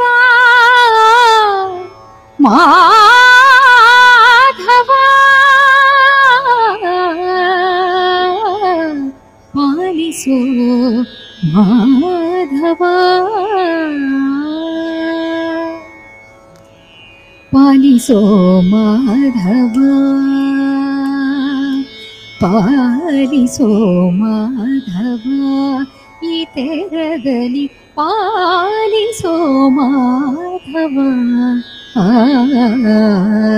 ನಿನ್ನನೆ ಹಾಡಿಸಿ ನಿನ್ನವರ ಕೂಡಿಸಿ ನಿನ್ನನೆ ಹಾಡಿಸಿ ನಿನ್ನವರ ಕೂಡಿಸಿ ನಿನ್ನ ಸಾಹಸ ಕೀರ್ತಿಯನ್ನೇ ಕೇಳಿಸುವಂತೆ ಪಾಲಿಸೋ ಮಾಧವ ಈ ತೆರದಲ್ಲಿ ಪಾಲಿಸೋ ಮಾಧವ ಕೇಶವ ನೀಚರಾಧೀನ ಮಾಡಿ ನಾಚಿಸಬೇಡ ಸದಾಚಾರ ವೃತ್ತಿಯಲ್ಲಿ ಆಚರಿಪಂತೆನ್ನ ಸದಾಚಾರ ವೃತ್ತಿಯಲ್ಲಿ ಆಚರಿಪಂತೆನ್ನ ಪಾಲಿಸೋ ಮಾಧವ ಕೇಶವ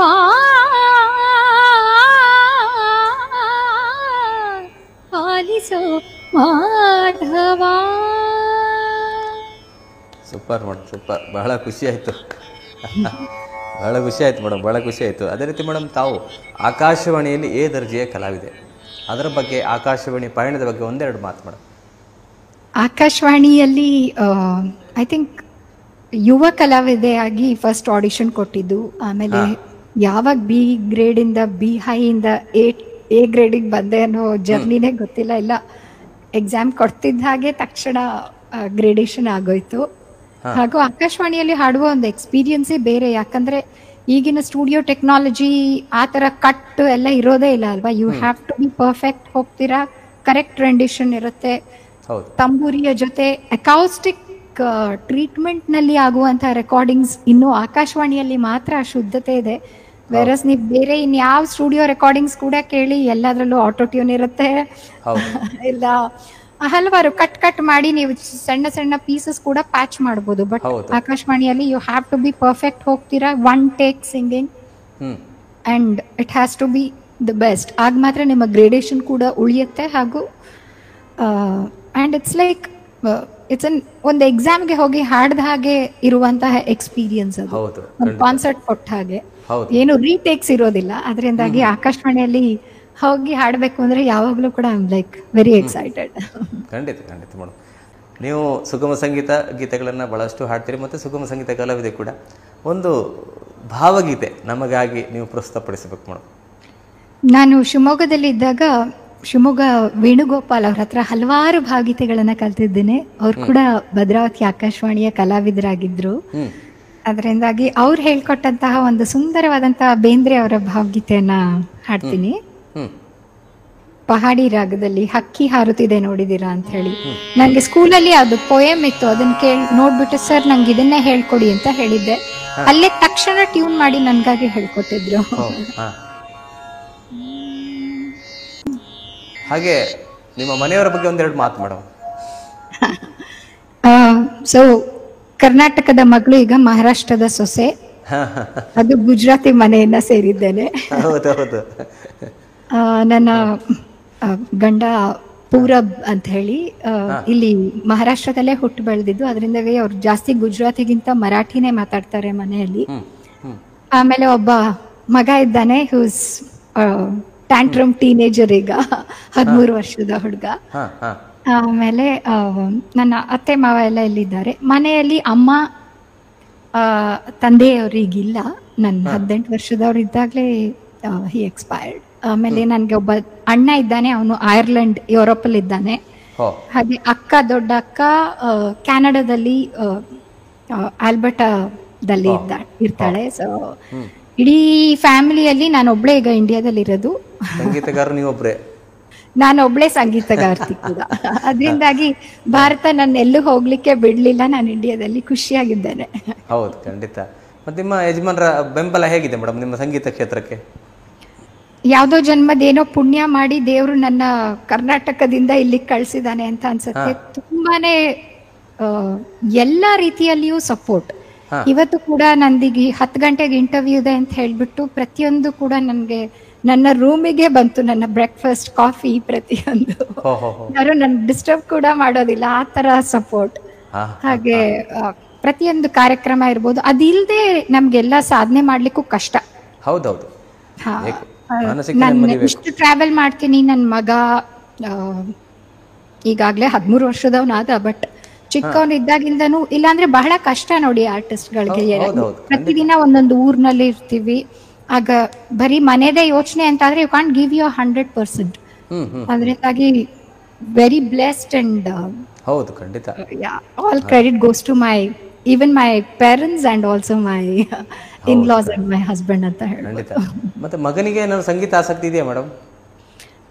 ಎಲ್ಲಾ ರೀತಿಯ ಸಂಗೀತದ ನಾಲೆಡ್ಜ್ ಕೂಡ ಇದೆ. ಆದ್ರೆ ಏನನ್ನು ನಾನು ಕೂಡ ಫೋರ್ಸ್ ಮಾಡ್ತಾ ಇಲ್ಲ, ಯಾಕಂದ್ರೆ ತಾನಾಗೆ ಕಲಿಬೇಕಲ್ವಾ. ಪಿಯಾನೋ ಚೆನ್ನಾಗಿ ನುಡಿಸ್ತಾನೆ, ಹಾಡು ಕೂಡ ಚೆನ್ನಾಗಿ ಹಾಡ್ತಾನೆ. ಒಂದಲ್ಲ ಒಂದಿನ it will come to him. ಪಾಪ ಓವರ್ ಡೋಸ್ ಆಗ್ಬಿಟ್ಟಿದೆ ಈಗಿನ ಎಜುಕೇಶನ್ ಆತರ ಇದೆ. ಅದೇ ಅದೇ ಮೇಡಮ್. ಮತ್ತೆ ನಿಮ್ಮ ಶಿಷ್ಯಂದ್ರೆ ಯಾರಿದ್ದಾರೆ? ನೀವು ಯಾರಿಗಾರು ಎಜುಕೇಶನ್ ಕೊಡ್ತೀರಾ? ಸಂಗೀತ ಅಭ್ಯಾಸವನ್ನ ನೀಡ್ತಾ ಇದ್ದೀರಾ? ನಾನು ಕ್ಲಾಸಸ್ ರೆಗ್ಯುಲರ್ ಆಗಿ ಮಾಡ್ತಿದ್ದೆ, ಆದ್ರೆ ಈಗ ಟ್ರಾವೆಲ್ ಜಾಸ್ತಿ ಆಗಿರೋದ್ರಿಂದಾಗಿ ಆನ್ಲೈನ್ ಮಾತ್ರ ಪಾಠ ಮಾಡ್ತಾ ಇದ್ದೇನೆ ಸೀನಿಯರ್ ಸ್ಟೂಡೆಂಟ್ಸ್ಗೆ. ಹಾಗೂ ಹಲವಾರು ಥಿಮ್ಯಾಟಿಕ್ ವರ್ಕ್ಶಾಪ್ಸ್ ಮಾಡ್ತಾ ಇರ್ತೀನಿ. ಆಗ ಅವರಿಗೆ 2 ದಿನದ ವರ್ಕ್ಶಾಪ್ ನಲ್ಲಿ ಒಟ್ಟಿಗೆ 4 ಹಾಡುಗಳನ್ನ ಕಲಿಬಹುದು. ಆ ತರದ್ದು ಒಂದು ವರ್ಕ್ಶಾಪ್ಸ್ ನ ಜಾಸ್ತಿ ಮಾಡ್ತಾ ಇದ್ದೇನೆ. ಹಾಗೂ ನಾನು ಭರತನಾಟ್ಯಂಗೆ ಇಲ್ಲಿ ಮಹಾರಾಷ್ಟ್ರದಲ್ಲಿ ತುಂಬಾ ಹಾಡ್ತೀನಿ. ಅದರಿಂದಾಗಿ ಇಲ್ಲಿ ಭರತನಾಟ್ಯಂ ಆರ್ಟಿಸ್ಟ್ ಗಳಿಗೆ ಅವ್ರದೇ ಆದಂತಹ ರಿಕ್ವೈರ್ಮೆಂಟ್ ಇರುತ್ತೆ. ಅವ್ರಿಗೆ ಬೇಕಾಗಿರೋ ವರ್ಣಗಳು, ತಿಲ್ಲಾನಗಳು, ಪದಂ, ಜಾವಳಿ ಅಂತೆಲ್ಲ ಕಾನ್ಸೆಪ್ಟ್ಸ್ ಇರುತ್ತೆ. ಅದನ್ನೆಲ್ಲ ಕಲೀಲಿಕ್ಕೆ ಅಂತಾನೆ ಹಲವಾರು ಜನ ಬರ್ತಾರೆ. ಸೊ ಆ ತರ ಥಿಮ್ಯಾಟಿಕ್ ವರ್ಕ್ಶಾಪ್ಸ್ ನ ಜಾಸ್ತಿ ಮಾಡ್ತಾ ಇದ್ದೀನಿ. ಹಾಗೂ ರೆಗ್ಯುಲರ್ ಆಗಿ ಬೇಸಿಕ್ ಇಂದ ಕಲಿಬೇಕು ಅಂತ ಅವ್ರಿಗೆ ನನ್ನ ಸೀನಿಯರ್ ಸ್ಟೂಡೆಂಟ್ಸ್ ಕೂಡ ಪಾಠ ಮಾಡ್ತಾರೆ. ಆಮೇಲೆ ನಾನು ಮಂತ್ಲಿ ಒನ್ಸ್ ಅವ್ರನ್ನ ಮೀಟ್ ಮಾಡಿ ಹೇಗೆ ನಡೀತಾ ಇದೆ ಅವೆಲ್ಲ ನೋಡ್ಕೋತಾ ಇದ್ದೀನಿ. So sound of southern India ಅಂತ ಹೇಳಿ ಒಂದು ಸಂಸ್ಥೆ, ಪುಟ್ಟ ಸಂಸ್ಥೆಯನ್ನ ಇಲ್ಲಿ ಪೂನಾದಲ್ಲಿ ಶುರು ಮಾಡಿದ್ದೇನೆ. ಹಾಗೂ ಇಲ್ಲಿಯ ಕನ್ನಡ ಸಂಘ ಬಹಳ ಆಕ್ಟಿವ್ ಇದೆ. ಅಲ್ಲಿ ಹಲವಾರು ಕಾರ್ಯಕ್ರಮಗಳಿಗೆ ಹೋಗಿ ನನ್ನ ಕೈಲಾದಷ್ಟು ಎಷ್ಟು ಸಹಾಯ ಮಾಡ್ಲಿಕ್ಕಾಗುತ್ತೋ ಅಲ್ಲಿಯ ಮಕ್ಕಳು, ಅಲ್ಲಿ ಕನ್ನಡ ಸಂಘದಲ್ಲಿ ಕನ್ನಡ ಮೀಡಿಯಂ ಶಾಲೆ ಕೂಡ ಇದೆ. ಸೊ ಅಲ್ಲಿಯ ಮಕ್ಕಳಿಗೂ ಕೂಡ ನನ್ನ ಕೈಲಿ ಏನಾಗ್ಲತ್ತೋ ಅದಷ್ಟು ಹೋಗಿ ಹೇಳ್ಕೊಡ್ತಾ ಇರ್ತೀನಿ. ಅಂದ್ರೆ ಒಂಥರ ಸಂಗೀತ ಕ್ಷೇತ್ರವನ್ನ, ಕನ್ನಡವನ್ನ ಅಲ್ಲಿ ಬೆಳೆಸ್ತಾ ಇದ್ದೀರಿ ಮಹಾರಾಷ್ಟ್ರದಲ್ಲಿ. ಮಹಾರಾಷ್ಟ್ರ ಹಾಗೂ ಕರ್ನಾಟಕ ಎಲ್ಲ ಬಾರ್ಡರ್ ಆಗಿರೋದ್ರಿಂದಾಗಿ ಇಲ್ಲಿ ಹಲವಾರು ಕನ್ನಡದವರು, ಐ ಮೀನ್ ನಾರ್ತ್ ಕರ್ನಾಟಕದ ಅರ್ಧ ಜನ ಇಲ್ಲೇ ಪೂನಾದಲ್ಲೇ ಇದ್ದಾರೆ ಅಂತ ಹೇಳ್ಬೋದು. ಅದರಿಂದಾಗಿ ತುಂಬಾ ಏನ್ ಮಿಸ್ ಮಾಡೋದಿಲ್ಲ. ಕನ್ನಡ ನಂಗೆ ಮಾತಾಡ್ಲಿಕ್ಕೆ ಎಲ್ಲ ಹೋದ್ರು ಕನ್ನಡದವ್ರು ಇದ್ದೇ ಇದ್ದಾರೆ, ಸಿಗ್ತಾರೆ. ಆಗ್ಲಿ ಮೇಡಮ್. ಅದೇ ರೀತಿ ಮೇಡಮ್, ನೀವು ಬರೀ ಗಾಯನದಲ್ಲಿ ಮಾತ್ರ ಅಲ್ಲ, ನೀವು ನಟನೆಯಲ್ಲಿ ಕೂಡ ಮಿಂಚಿದ್ದೀರಿ, ನಟನೆಯನ್ನು ಕೂಡ ಮಾಡಿದಿರಿ. ನೀವು ಕಿರುತೆರೆಯಲ್ಲಿ ನಟನೆ ಮಾಡಿದವ, ಅದರ ಅನುಭವದ ಬಗ್ಗೆ ಒಂದೆರಡು ಮಾತಾಡಿ ಮೇಡಮ್. ಕಿರುತೆರೆ ನಟನೆ ಬಾಲ ಕಲಾವಿದೆಯಾಗಿ, ಅಂದ್ರೆ ಚೈಲ್ಡ್ ಆಕ್ಟ್ರೆಸ್ ಮಾಡಿದೀನಿ ತುಂಬಾ. ಆಮೇಲೆ MBA ಓದಕ್ ಶುರು ಮಾಡಿದಾಗಿಂದ ಮೀಡಿಯಾದಲ್ಲಿ ಆಂಕರ್ ಆಗಿ ಹೋದೆ ಅಷ್ಟೇ. ಅಲ್ಲಿವರೆಗೂ ಹಲವಾರು ಕಿರುಚಿತ್ರಗಳು, ಶಾರ್ಟ್ ಮೂವೀಸು, ಆಮೇಲೆ ಅಡ್ವರ್ಟೈಸ್ಮೆಂಟ್ಸ್ ಎಲ್ಲ ಉದ್ದ ಕೂದ್ಲಿತ್ತು. ಅದರಿಂದಾಗಿ hair oil, hair shampoo, Ayurvedic advertisements ಎಲ್ಲ ತುಂಬಾ ಮಾಡಿದ್ದೆ.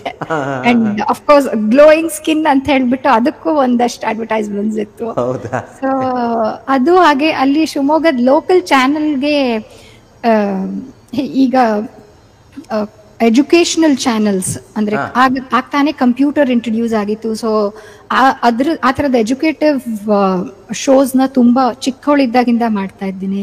ಆಮೇಲೆ ಡಾಕ್ಯುಮೆಂಟ್ರೀಸ್ಗೆ ವಾಯ್ಸ್ ಓವರ್ಸ್, ಹೀಗೆ ಮೀಡಿಯಾ ಎಕ್ಸ್ಪೀರಿಯನ್ಸ್ ಚಿಕ್ಕವಳಿದ್ದಾಗಿಂದಾನೇ ಸಿಕ್ಕಿದೆ ನನಗೆ. ಹೌದು. ಆಮೇಲೆ ಮೀಡಿಯಾ ಝೀ ಅಲ್ಲಿ ಕೆಲಸ ಮಾಡಿದೆ, ಉದಯ ಟಿವಿ, ETV ಎಲ್ಲಾದ್ರಲ್ಲೂ ಕೂಡ. ಹೌದು ಮೇಡಮ್, ನಿಮ್ಮ ಒಬ್ಬರು ಆತ್ಮೀಯರು ಕರೆ ಮಾಡಿದ್ದಾರೆ. ಯಾರು ಮಾಡಿದಾರೆ ನೋಡೋಣ,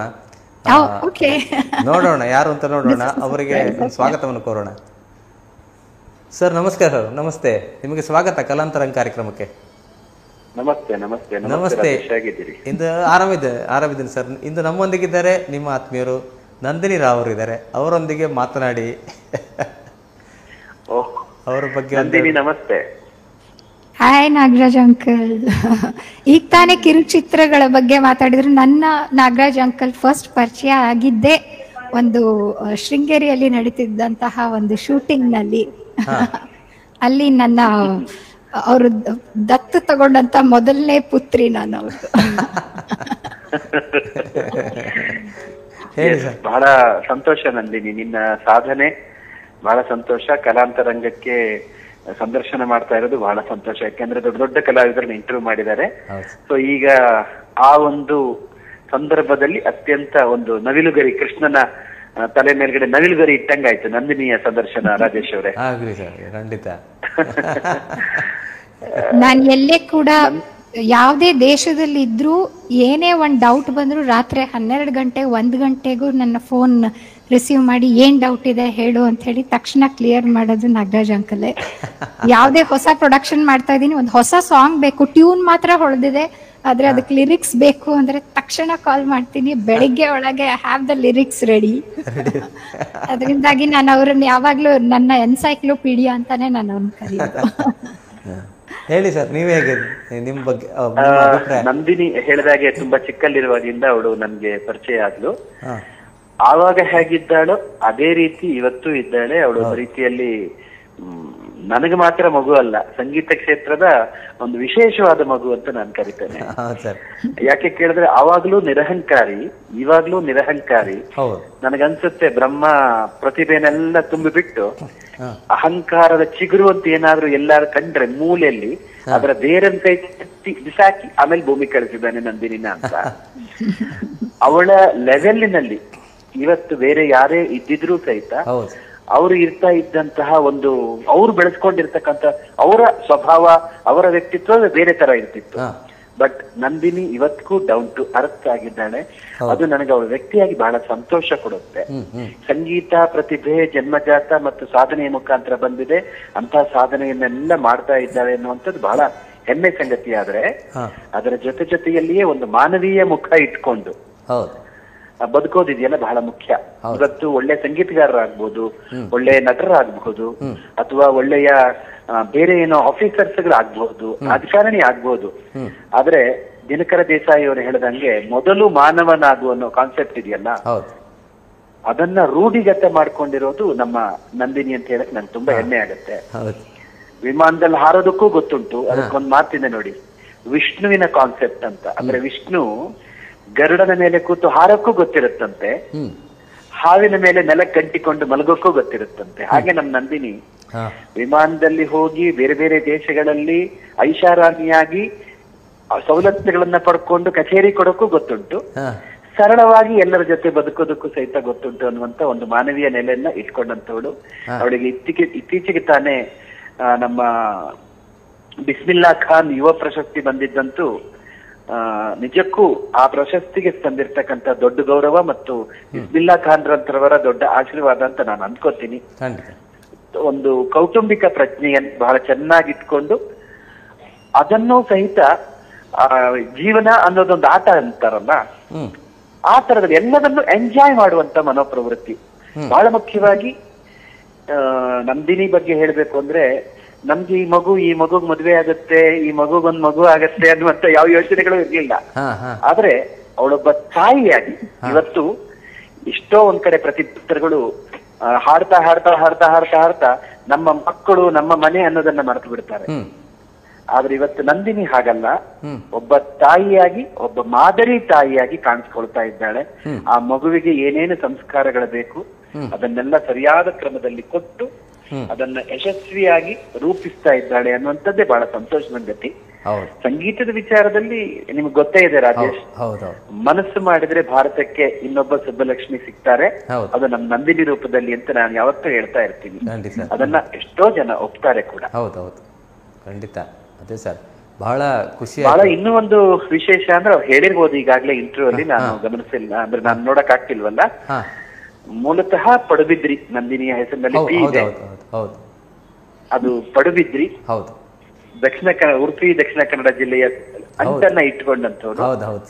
ಬಟ್ ಇವತ್ತು ನಂದಿನಿ ಬರೀ ಪಿ ರಾವ್ ಅಲ್ಲ, ನಂದಿನಿ ಬಿ ರಾವ್ ಅಂತ ಹೇಳ್ತೀನಿ ನಾವು. ಯಾಕೆಂದ್ರೆ ಬಿ ಅಂದ್ರೆ ಭಾರತ, ಭಾರತದ ಮೂಲೆ ಮೂಲೆಗಳಲ್ಲೂ ಸಹಿತ ಭರತನಾಟ್ಯ ರಂಗ ಪ್ರವೇಶಕ್ಕೂ ಹಾಡ್ತಾಳೆ. ಹಾಗೆ ಗುಜರಾತಿ ನೃತ್ಯಗಳು, ದಾಬ್ರಾ ನೃತ್ಯಗಳಿರ್ಬಹುದು, ಅಥವಾ ನೈಮಿಷಾರಣ್ಯದಲ್ಲಿ ಹೋಗಿ ಹಾಡಿ ಬರ್ತಾರೆ, ಅಥವಾ ಕೋಲ್ಕತ್ತಾದಲ್ಲಿ ಟಿಟಿಡಿಯಲ್ಲಿ, ಅಥವಾ ಶೃಂಗೇರಿಯಲ್ಲಿ, ಅಥವಾ ಇನ್ನೆಲ್ಲೋ. ಸೊ ಎಲ್ಲಾ ಭಾಗಗಳಲ್ಲೂ ಹಾಡಿ ಬರೋದ್ರಿಂದ ಬರೀ ನಂದಿನಿ ಪಿ ರಾವ್ ಗುಜರ್ ಅಲ್ಲ, Nandini B Rao Gujar, B for Bharat ಅಂತ ನಾನು ಹೇಳ್ತೀನಿ. ಬಹಳ ಖುಷಿ ನಂದಿನಿ. ನಂದಿನಿ ಬಹಳ ಹೆಮ್ಮೆ ಆಗತ್ತೆ ನಿನ್ ಬಗ್ಗೆ. ಹೇಳ್ತೀಯಲ್ಲ ಒಂದ್ ಮಾತು, ನಾನ್ ಮಾಡಿದ್ದೆಲ್ಲ ಚಂದ ಅನ್ಸುತ್ತೆ. ನೀನ್ ಅರ್ಧರಾತ್ರಿಯಲ್ಲಿ ಕರೆದ್ರು ನಾನು ಉತ್ತರ ಕೊಡ್ತೀನಿ ಅನ್ನೋದಕ್ಕಿಂತ ಹೆಚ್ಚಾಗಿ ನೀನ್ ಅಂಕಲ್ ಅಂತ ಕರೆದ್ರೆ ಸಾಕು, ನಮ್ದು ಅರ್ಧ ಆಯಸ್ ಇನ್ನೂ ಜಾಸ್ತಿ ಆಗತ್ತೆ ಪೂರ್ತಿ. ಯಾಕಂದ್ರೆ 50-55 ದಾಟಿದ ನಮ್ಮಂತವರಿಗೆ ಪೂರ್ತಿ ಯಾರು ಕೇಳಿದ್ರೆ ನಂದಿನಿ ಬರ್ಡೇ ವಿಶಸ್ ಕೂಡ ತಿಳಿಸೋಣ. ಖಂಡಿತ ಖಂಡಿತ. ಬಹಳ ಖುಷಿ ಆಯ್ತು ಸರ್ ನಿಮ್ಮೊಂದಿಗೆ ಮಾತಾಡಿ.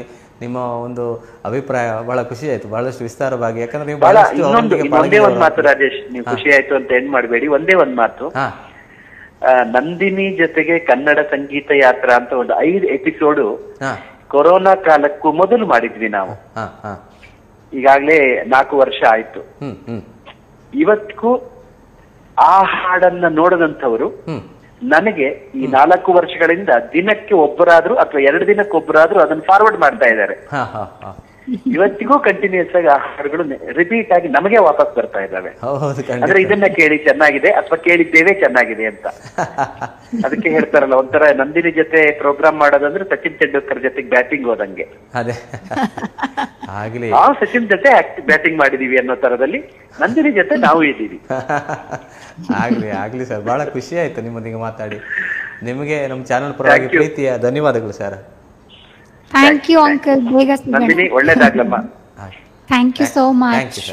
Thank you sir. Yes, thank you. ನಮಸ್ತೆ ಮೇಡಮ್. ನಾಗರಾಜ್ ಸರ್ ಅವರು ಫೋನ್ ಮಾಡಿ ನಿಮ್ಮೊಂದಿಗೆ ಬಹಳಷ್ಟು ಕಾರ್ಯಕ್ರಮದಲ್ಲಿ ನಿರೂಪಕರಾಗಿ ಭಾಗವಹಿಸಿದ್ರು, ಅವರು ಗಾಯಕರಾಗಿ ಕೂಡ ಭಾಗವಹಿಸಿದ್ರು. ಅವರು ನಿಮ್ಮ ಬಗ್ಗೆ ಬಹಳಷ್ಟು ಮಾತನಾಡಿದರು. ಅದೇ ರೀತಿ ಮೇಡಮ್, ನೀವು ಆಲ್ಬಮ್ ಸಾಂಗ್ಗಳಲ್ಲಿ ಕೂಡ ಬಹಳಷ್ಟು 100ಕ್ಕೂ ಹೆಚ್ಚು ಆಲ್ಬಮ್ ಸಾಂಗ್ಗಳನ್ನ ಮಾಡಿದಿರಿ. ಅದರ ಬಗ್ಗೆ ಒಂದೆರಡು ಮಾತು ಮೇಡಮ್. ಅದು ಈಗಲೂ ಕೂಡ ನಡೀತಾನೆ ಇದೆ, ಆಲ್ಬಮ್ಗಳಿಗೆ ಹಾಡೋದು ಎಲ್ಲಾ ಕ್ಷೇತ್ರಗಳ ಬಗ್ಗೆ. ಹಾಗೂ ಬರೀ ನಮ್ಮ ಹಿಂದೂ ಡಿವೋಷನಲ್ಸ್ ಅಲ್ಲದೆ ಕ್ರಿಶ್ಚಿಯನ್ ಡಿವೋಷನಲ್, ಜೈನ್ ಸಂಗೀತ, ಹೀಗೆ ಹಲವಾರು ಆಲ್ಬಮ್ಸ್ಗೆ ಹಾಡಿದ್ದೇನೆ. ಹಾಗೆ ನನ್ನ ಸೋಲೋ ಆಲ್ಬಮ್ಸ್ ಅಂತ ಹಲವಾರಿದೆ, ಈಗ ಲೆಕ್ಕನೇ ಇಲ್ಲ. ಯಾವಾಗಲೂ 100 ಅಂತ ಬರ್ದಿದ್ದೆ ಪ್ರೊಫೈಲ್ನಲ್ಲಿ. ಈಗ ಅದು ಎಷ್ಟಾಗಿದೆಯೋ ಲೆಕ್ಕವೇ ಇಲ್ಲ. ಹಾಗೆ ಒಂದು ಸಣ್ಣ ಬಾಲಿವುಡ್ ಡೆಬ್ಯೂ ಕೂಡ ಆಗಿದೆ, ಅದರ ರಿಲೀಸ್ಗೆ ವೇಟ್ ಮಾಡ್ತಾ ಇದ್ದೀನಿ, ನೋಡೋಣ ಯಾವಾಗ ಆಗುತ್ತೆ ಅಂತ. ಹಾಗೆ ನಿಮ್ಮ ಧ್ವನಿಯಲ್ಲಿ ಮೇಡಮ್, ಈ ಆಲ್ಬಮ್ ಸಾಂಗು ನೀವು ಮಾಡಿದ ಎಷ್ಟಿದೆ, 100-100ಕ್ಕಿಂತ ಅಧಿಕವಾಗಿದೆ. ಯಾವ್ದಾದ್ರು ಒಂದು ನಿಮ್ಮ ಇಷ್ಟದ, ಎಲ್ಲವೂ ನಿಮಗೆ ಇಷ್ಟದೆ ಒಂದು ಗೀತೆ, 1-2 ಸಾಲು ನಮಗಾಗಿ ಪ್ರಸ್ತುತಪಡಿಸಿ ಮೇಡಮ್. ಒಂದು ಸುಂದರವಾದಂತಹ ಭಾವಗೀತೆಗಳನ್ನೇ ಮಾಡಿದೆ. ಅದನ್ನ ಕಡೆಗೆ ಹಿಂದಿಗೆ ಕೂಡ ಮಾಡಿದ್ರು, ಅದನ್ನೇ ಹಾಡಿ ತೋರಿಸ್ತೀನಿ. ಹೂವಿನ ಬಗ್ಗೆ ಹೃದಯ ಶಿವ ಅವರು ಬರ್ದಿದ್ದಂತಹ ಒಂದು ಹಾಡು. ಸುಮವೇಯೋ ಸುಮವೇ ನಿನಗಿಲ್ಲಿ ಸಮವೇ ಶ್ರೀಗಂಧದ ಸೋದರಿ, ಸುಮವೇಯೋ ಸುಮವೇ ದುಂಬಿಯದನಿ ಕೊರಿವೆ ನೀ ಪ್ರೇಮದ ಮಾದರಿ.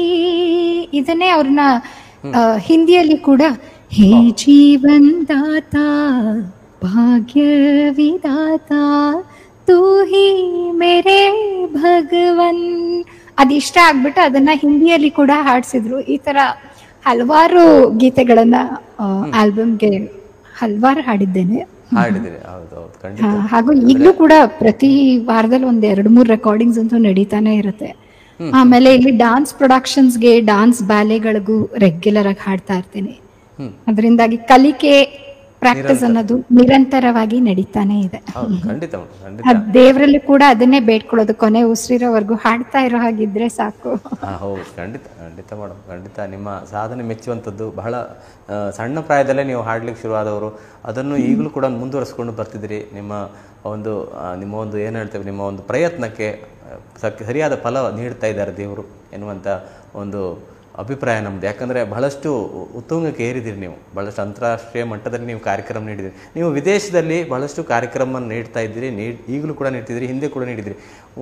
ಅದರ ಬಗ್ಗೆ ಒಂದೆರಡು ಮಾತಾಡಿ ಮೇಡಮ್. ವಿದೇಶಗಳಿಗೆ ಹೋಗುವ ಒಂದು ಸಾಗ ಶುರುವಾಗಿದ್ದು 2010ನಲ್ಲಿ. ಮೊದಲನೇ ಸರಿ ಅಕ್ಕ ಸಮ್ಮೇಳನಕ್ಕೆ ಕರ್ನಾಟಕ ಗವರ್ಮೆಂಟ್ ಇಂದ ಸ್ಪಾನ್ಸರ್ ಆಗಿ ಕಳಿಸಿದಂತಹ ಆರ್ಟಿಸ್ಟ್ ನಾನು. ಅವಾಗ ಅಮೆರಿಕಕ್ಕೆ ಹೋಗ್ಲಿಕ್ಕೆ ಶುರು ಮಾಡಿದ್ದು. ಆಮೇಲೆ ಪ್ರತಿ ವರ್ಷನೂ ಅಥವಾ ಆಲ್ಟರ್ನೇಟ್ ಇಯರ್ಸ್ ಅಮೆರಿಕಕ್ಕಂತೂ ಹೋಗ್ತೀನಿ. ಅದ್ಬಿಟ್ಟು ಬೇರೆ ಎಲ್ಲಾ ಕಡೆಯೂ ಕೂಡ ಕಾರ್ಯಕ್ರಮಗಳು ನಡೀತಾ ಇರುತ್ತೆ. ಹಾಗೂ ಇಂಡಿಯಾದಿಂದ ಅಲ್ಲಿಗೆ ಹೋದಾಗ ಅವರು ಆರ್ಟಿಸ್ಟ್ಗಳಿಗೆ ಕೊಡುವ ಪ್ರೀತಿ ಹಾಗೂ ಒಂದು ಗೌರವ, ಅದೊಂದು ಬೇರೆಯ ರೀತಿಯದ್ದೇ ಒಂದು ಅನುಭವ ಅಂತಾನೂ ಹೇಳ್ಬೋದು. ಹಾಗೂ ಕಾರ್ಯಕ್ರಮವನ್ನು ನಾನು ಮುಂಚೆನೆ ಹೇಳ್ದಾಗೆ ಬಹಳ ಭಕ್ತಿಯಿಂದ ಎಲ್ಲರೂ ಕೂಡ ಆದಷ್ಟು ಜನ ಏನೇ ಕಮಿಟ್ಮೆಂಟ್ಸ್ ಇದ್ರು ಬಂದು ಆ 3 ಗಂಟೆ ಲೈವ್ ಇವೆಂಟ್ ಕೇಳಬೇಕು ಅಂತ ಹೇಳಿ ಖಂಡಿತ ದೇ ಮೇಕ್ ಶ್ಯೂರ್. ಅಂಡ್ ಎಲ್ಲರೂ ಟಿಕೆಟ್ಸ್ ಎಲ್ಲ ತಗೊಂಡು ಬಂದೇ ಬರ್ತಾರೆ. ಹೌದು. ಇಂಡಿಯಾದಲ್ಲೇ ನನಗೊಂದೊಂದ್ಸರಿ ಜನ ಶಾಸ್ತ್ರೀಯ ಸಂಗೀತ ಕಚೇರಿಗಳಲ್ಲಿ ಕಡಿಮೆ ಆಗ್ತಾ ಇದಾರೇನೋ ಅನ್ಸತ್ತೆ. ಆದ್ರೆ ಅಲ್ಲಿ ಇಂಡಿಯಾದಿಂದ ಹೊರಗೆ ಹೋದವ್ರಿಗೆ ನಮ್ಮ ಕಲ್ಚರ್ ಮಕ್ಕಳಿಗೂ ತಿಳಿಬೇಕು ಅಂತ ಹೇಳಿ ದೇ ಆಲ್ ಮೇಕ್ ಶ್ಯೂರ್ ಕಾರ್ಯಕ್ರಮಕ್ಕೆ ಬಂದೇ ಬರ್ತಾರೆ, ಲೈವ್ ಇವೆಂಟ್ಸ್ಗೆ. ಸೊ ವಿದೇಶಗಳಲ್ಲಿ ಎಲ್ಲೇ ಹೋದ್ರೂ ಕೂಡ ಅದೊಂದು ಹೊಸ ಅನುಭವ. ಹಾಗೂ ಭಾರತದಲ್ಲಿ ನಾನು ಕರ್ನಾಟಕದಿಂದ ಆಚೆನೂ ತುಂಬಾ ಹಾಡ್ತೀನಲ್ವಾ, ಹೌದೌದು. ಅಂಡ್ ಔಟ್ ಆಫ್ ಕರ್ನಾಟಕ ಬಂದಾಗ ಹಿಂದೂಸ್ತಾನಿ ಶಾಸ್ತ್ರೀಯ ಸಂಗೀತದ ಇನ್ಫ್ಲೂಯೆನ್ಸ್ ಜಾಸ್ತಿ. ಕರ್ನಾಟಕ ಶಾಸ್ತ್ರೀಯ ಸಂಗೀತ, I think the main problem is ಭಾಷೆ ಎಲ್ಲರಿಗೂ ಅರ್ಥ ಆಗಲ್ಲ. ನಮ್ದು ಪ್ರಿಡಾಮಿನೆಂಟ್ಲಿ ಸಂಸ್ಕೃತ, ತಮಿಳ್, ತೆಲುಗು, ಕನ್ನಡ ಸಾಹಿತ್ಯ, ಹಾಗೂ ತುಂಬಾ ಸಾಹಿತ್ಯ ಇರುತ್ತೆ ಅಲ್ವಾ ನಮ್ಮ ಕೃತಿಗಳಲ್ಲಿ. ಎಲ್ಲ ಒಂದ್ 2 ಪೇಜಿನ ಕೃತಿ ಇರುತ್ತೆ. ಅದೇ ಹಿಂದೂಸ್ತಾನಿದ್ ಒಂದು ಬಂದಿಶ್ ತಗೊಂಡ್ರೆ 6 ಲೈನ್ ಇರುತ್ತೆ, ವಿಸ್ತಾರ ಜಾಸ್ತಿ, ಆಲಾಪ್ ಜಾಸ್ತಿ ಮಾಡ್ತಾರೆ, ಹಾಗೂ ಅದರದ ಒಂದು ಆ ಖಯಾಲ್ ಅಂಗನೇ ಬೇರೆ. ಆದ್ರೆ ನಮ್ದು ತುಂಬಾ ಲಿರಿಕ್ಸ್ ಇರೋದಕ್ಕಾಗಿ ಅವರು ಲಿರಿಕ್ಸ್ ಜಾಸ್ತಿ ಅರ್ಥ ಆಗದಿರೋದಕ್ಕಾಗಿ ಇಟ್ಸ್ ಕೈಂಡ್ ಆಫ್ ಅಷ್ಟು ಒಂಥರ ಹೊಸ ಸಂಗೀತ ತರ ಅನ್ಸುತ್ತೆ. ಹಾಗೂ ನಮ್ಮ ಗಮಕ ಇಸ್ ವೆರಿ, ಅದನ್ನ ಕಲ್ತಿದ್ದವ್ರಿಗೆ ಅರ್ಥ ಆಗತ್ತೆ, ಇಲ್ಲಾಂದ್ರೆ ಹಾಗೆ ಸಾಮಾನ್ಯದವರಿಗೆ ಬೇಗ ಅಪ್ರಿಶಿಯೇಟ್ ಮಾಡ್ಲಿಕ್ಕೆ ಕಷ್ಟ. ಹಾಗಿದ್ದಾಗ ನಾನು ಶಾಸ್ತ್ರೀಯ ಸಂಗೀತನ ಅವರಿಗೆ ಹೇಗೆ ರಿಲೇಟ್ ಮಾಡ್ಲಿಕ್ಕೆ ಸಾಧ್ಯ ಅಂತ ಹೇಳಿ ಅದನ್ನ ಯೋಚನೆ ಮಾಡಿ ಹಿಂದೂಸ್ತಾನಿ ಸಂಗೀತವನ್ನು ಕೂಡ ಇಲ್ಲಿ ಕೇಳಿ ಕೇಳಿ ಕಲ್ತು ಅರ್ಥ ಮಾಡ್ಕೊಂಡು ಈ ಎಕ್ಸಾಂಪಲ್ಸ್ ಕೊಟ್ಟು ಹೇಗೆ ಗಮಕ, ಅದನ್ನ ಮೋಸ್ಟ್ಲಿ ನನ್ನ ಕಾನ್ಸರ್ಟ್ಸ್ ಒಂದು ಡೆಮಾನ್ಸ್ಟ್ರೇಟಿವ್ ಕಚೇರಿ ತರಾನೇ ಇರುತ್ತೆ. ಆಗ ಜನರಿಗೆ ಸಂಗೀತ ಗೊತ್ತಿಲ್ಲದೆ ಇದ್ದವ್ರಿಗೂ ಅರ್ಥ ಆಗುವ ರೀತಿಯಲ್ಲಿ ಮಾಡಬೇಕು ಅನ್ನುವ ಒಂದು ಪ್ರಯತ್ನದಲ್ಲಿ ಚಿತ್ರ ಸಂಗೀತದ ತುಣುಕುಗಳನ್ನ ಕೂಡ ಕೊಡ್ತಾ ಕೊಡ್ತಾ ಹಾಡ್ತೀನಿ. ಆಗ ಅವ್ರಿಗೆ ದೇ ಫೀಲ್ ದಟ್ ಶಾಸ್ತ್ರೀಯ ಸಂಗೀತ ಅಂದ್ರೆ ಏನೋ ಇದು ಅಜ್ಜಿ ಕಾಲದ್ದು, ನಮ್ಗೆ ರಿಲೇಟೆಡ್ ಅಲ್ಲ ಅಂತ ಅನ್ಕೋತಾರಲ್ಲ ಮಕ್ಕಳು. ಅದೆಲ್ಲ ಪ್ರಾಬ್ಲಮ್ಸ್ ಆಗೋದಿಲ್ಲ. ಯಾಕಂದ್ರೆ ಒಂದು ಈಗಿನ ಕಾಲದ ಒಂದು ಎಕ್ಸಾಂಪಲ್ ಕೊಟ್ಟು, ಅಥವಾ ಒಂದು ಒಳ್ಳೆಯ ಚಿತ್ರ ಸಂಗೀತ ಇರ್ಬೋದು, ಅಥವಾ ಈವನ್ ವೆಸ್ಟರ್ನ್ ಕ್ಲಾಸಿಕಲ್ ಯಾವುದೋ ಒಂದು ಎಕ್ಸಾಂಪಲ್ ಕೊಟ್ಟು ಹಾಡಿದ್ರೆ they get it very easily. ಆಗ ಚಿಕ್ಕ ಮಕ್ಕಳು ಕೂಡ ಅದನ್ನ ಎಂಜಾಯ್ ಮಾಡ್ತಾರೆ. ಹಾಗೂ ಶಾಸ್ತ್ರೀಯ ಸಂಗೀತ ಏನೋ ಹೊಸದು, ಇಟ್ಸ್ ನಾಟ್ ಏಲಿಯನ್ ಮ್ಯೂಸಿಕ್ ಅಂತ ಅನ್ಸಲ್ಲ ಅವ್ರಿಗೆ ಅಂತ. ಖಂಡಿತ ಖಂಡಿತ ಖಂಡಿತ ಮೇಡಮ್. ಅದೇ ಅದೇ ನೀವು ಚಿತ್ರ ಸಂಗೀತ ಕೂಡ ಹಾಡ್ತಿರಲ್ಲ ಮೇಡಮ್? ಹಾಡ್ತೀರಿ, ದೇವ್ರು ಕಂಠ ಅಂತ ಕೊಟ್ಟ ಮೇಲೆ ಯಾವ ಸಂಗೀತ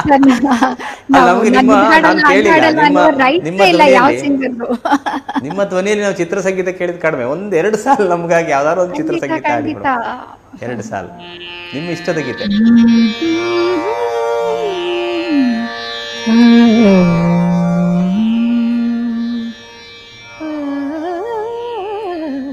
ಈಗ ನೀವು ಭೀಮ್ ಪಾಲಾಸ್ನೇ ತಗೊಂಡ್ರಿ ಅಂತ ಅಂದ್ರೆ ನಮ್ಮ ಅಭೇರಿ ಅಂತ ಹೇಳ್ತೀವಲ್ಲ, ಅದರಲ್ಲೇ ಎಷ್ಟೊಂದು ಚಿತ್ರ ಸಂಗೀತದ ಗೀತೆಗಳಿದೆ.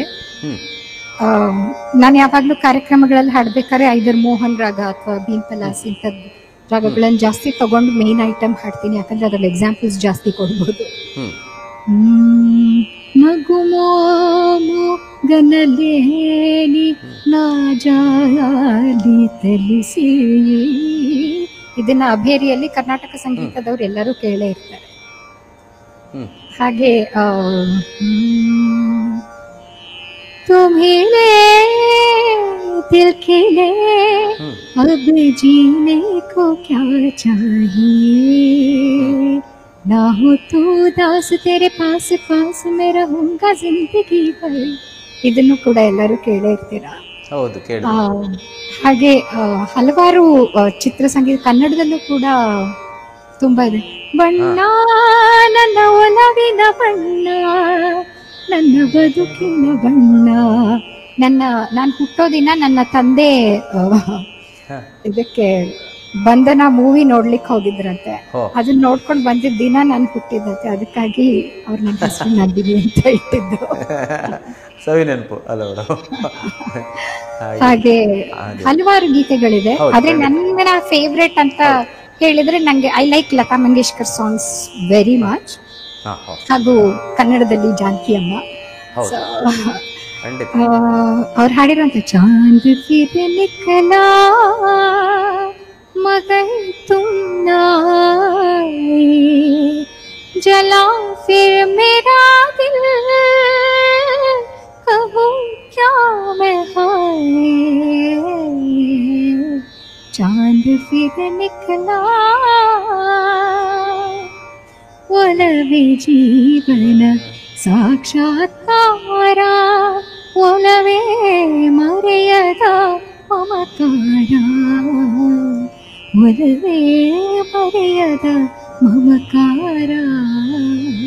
Super super. ಭಾಳ ಖುಷಿ ಆಯ್ತು ಮೇಡಮ್. ನೀವು ಯಾವ ಹಾಡಿಗೂ ಸೂಟ್ ಆಗ್ತಾ ನಿಮ್ಮ ಕಂಠ. ಅದೇ ರೀತಿ ಮೇಡಮ್, ನಿಮ್ಮ ಪ್ರಶಸ್ತಿ ಪುರಸ್ಕಾರಗಳು, ಒಂದು ಪ್ರಶಸ್ತಿ ಬಗ್ಗೆ ನೀವು ತಿಳಿಸಿದಿರಿ, ನ್ಯಾಷನಲ್ ಅವಾರ್ಡ್ ಮೊನ್ನೆ ಬಿಸ್ಮಿಲ್ಲಾ ಖಾನ್ ಅವರದ್ದು. ಅದರ ನಂತರ ಬಹಳಷ್ಟು ಪ್ರಶಸ್ತಿ ಪುರಸ್ಕಾರ ತಮ್ಮನ್ನು ಅರಸಿ ಬಂದಿದೆ.